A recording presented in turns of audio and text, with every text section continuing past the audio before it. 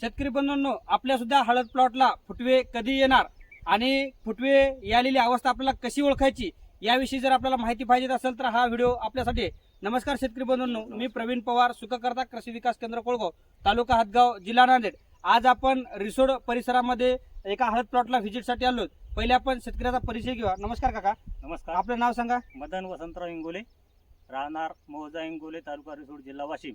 जिल्हा वाशिम. आणि आपल्या या हळदीची जी लागवड आहे सर, ते किती झालेली आहे? 6 जून.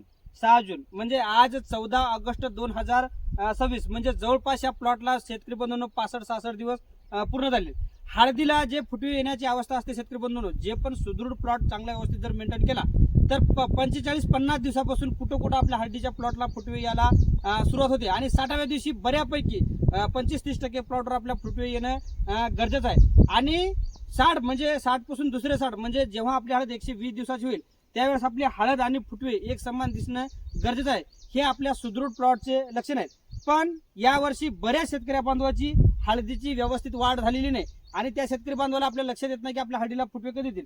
आता हा संपूर्ण तुम्ही प्लॉट बघू शकता. जवळपास 65 दिवस पूर्ण होऊन सुद्धा या हळदीचे जे मूळ जे मातृकंद आहेत म्हणजे हे जुळे मुने जे जुने झाडं निघालेत याची व्यवस्थित वाढ झालेली नाही. शेतकरी बंधूंनो, जोपर्यंत याची चांगली व्यवस्थित वाढ होणार नाही तोपर्यंत याच्यावर फुटवे येऊन सुद्धा आपला काही फायदा नाही. म्हणजे या झाडालाच आपलं पोषण व्यवस्थित होत नाही तर आपल्याला फुटवे काढून काही फायदा नाही. पण निसर्गामध्ये प्रत्येक गोष्टीची तयारी असते. म्हणजे जेव्हा पण हळदीला 50 दिवस झाले तेव्हा आपण फुटव्याला सुरुवात होते. आता बऱ्याच शेतकऱ्याला वाटलं बा असा लहान प्लॉट आमच्या फुटव्याला खूप वेळ लागेल तर ते शेतकरी थोडे काळजी घेत नाही त्या प्लॉटची. तसं नसते शेतकरी बंधूंनो. आपल्याला जरी वर फुटवा दिसत नसेल तर तो फुटवा खाली तयार झालाय, पण अयोग्य पोषण म्हणजे जे हळदीला पाहिजे ते पोषण न मिळाल्यामुळं किंवा योग्य निविष्ठा न मिळाल्यामुळे ते फुटवे मधातच थांबलेले आहे. आता तुम्हाला सांगतो शेतकरी बंधूंनो, आपल्याला फुटवे आलेले कसे ओळखायचे.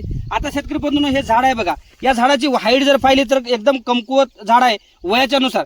पण जे शेवटचे म्हणजे सुरुवातीला जे पानं जे 2 आलेले आहे शेतकरी बंधूंनो, हे एक पान आणि हे पान, हे जर या स्टंप पासून जर बाजूला सरकलेलं असेल, हे बघा अशा पद्धतीने हे पान या स्टंप पासून बाजूला सरकले, हे पान झाडापासून बाजूला सरकले.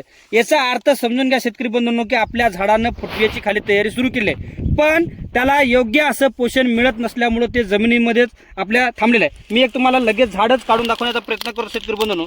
हे बघा, याच्यावर फुटव्याची तयारी आपल्याला सुरुवात झालेली आहे. बघा हे बघा, हे शेंगाचा प्लॉट आहे आणि आपल्या झालेली फुटव्याची सुरुवात आहे.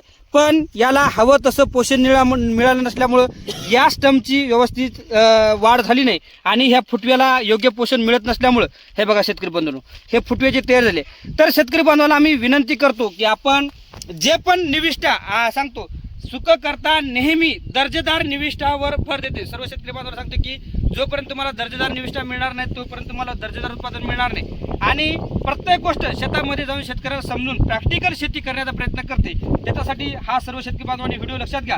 आणि ज्या पण शेतकऱ्याचे असे पानं साईडचे सुटले समजून घ्या, प्लॉटची आपल्या फुटव्याची अवस्था आलेली आहे. आपल्याला हा प्लॉट लवकरात लवकर कसा वाढवता येईल यासाठी तुम्ही नियोजन करणं गरजेचं आहे. त्यासाठी आपण काल जो व्हिडिओ केला आहे ज्यामध्ये आपण आपलं न्यूट्रीफ्लो नावाचं जे प्रोडक्ट आहे 500 ग्राम, टर्मी गोल्ड नावाचं प्रोडक्ट 500 ग्राम आणि टर्मी ग्रीन नावाचं प्रोडक्ट 500 ग्राम असे तिघाचं कॉम्बिनेशन एक द्यायला सांगितलं. ते घेऊन या म्हणजे आपल्या मूळकंदाची लवकरात लवकर वाढ होईल आणि फुटव्याला सुद्धा वाढीसाठी आपल्याला चांगली मदत होईल. सर्व शेतकरी बांधवांनी आमच्या जे व्हिडिओ आहे त्याच्याकडे लक्ष देऊन आपल्या प्लॉटवर नियोजन करण्याचा प्रयत्न करा.